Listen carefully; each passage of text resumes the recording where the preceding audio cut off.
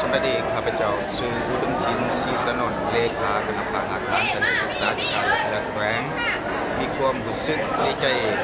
เป็นอย่างยิ่งที่ได้เป็นตัวแทนให้แก่สมาชิกพรรคอยู่ในคณะหน่วยพรรคในกรุงเทพศึกษาธิการและกีฬาแขวง8หน่วยพรรคในจำนวนสมาชิกพรรค265สหายและก็ได้เป็นตัวแทนเข้าร่วมกองประชุมใหญ่องค์คณะแขวงครั้งที่12ในครั้งนี้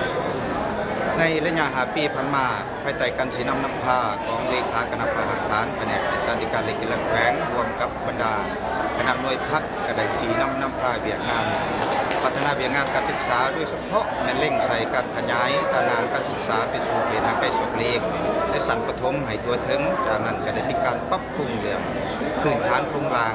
ด้านการศึกษาให้มีมาตรฐานและมีคุณภาพดีขึ้น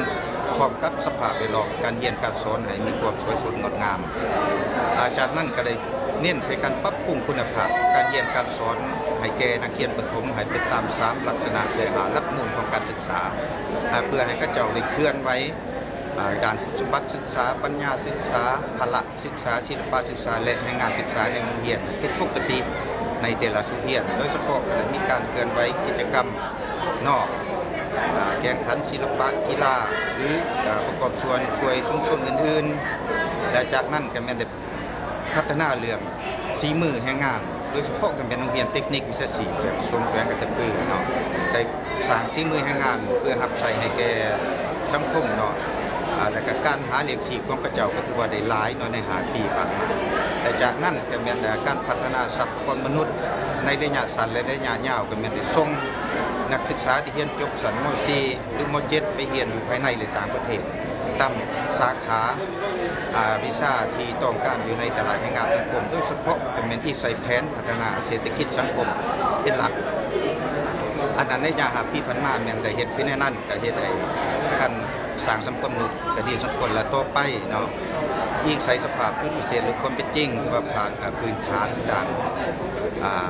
การศึกษาโดยเฉพาะพื้นฐานโครงสร้างการศึกษาเขาก็มีความเพียงพอโดยพื้นฐาน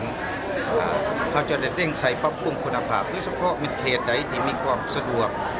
ด้านการจัดการเรียนการสอนมันจะได้เน้นเรื่องคุณภาพของการเรียนเนาะให้ไปได้ครบตาม3ลักษณะและหลักมูลเขตใดยังมีความยุ่งยากด้านเส้นทางหรือว่าอาการเรียนอันนี้จะเร่งขยายโอกาสให้เขาเจ้าในเข้าถึงการศึกษาสกลเนาะให้พวกใดที่เขตอยู่ห่างใกล้สุดหลีกเขาจะขยายตารางการศึกษาให้พิถัวถึงให้เขาเจ้าได้ถึงการศึกษาสะดวกขึ้นอันนี้มันเป็นยุทธศาสตร์ในหลักๆใน5 ปีข้างหน้าข้าพเจ้าแนะนำตัวแทนของสมาชิกพรรคในกรุงเทพศึกษาธิการและกีฬาแขวงก็ขอแสดงความชมเชยต่อกรมประชุมใหญ่ครั้งนี้คือว่าด้านเนื้อในพิธีการและบุคลากรที่ออกมาก็ถือว่าถูกต้องสมบูรณ์แบบกับ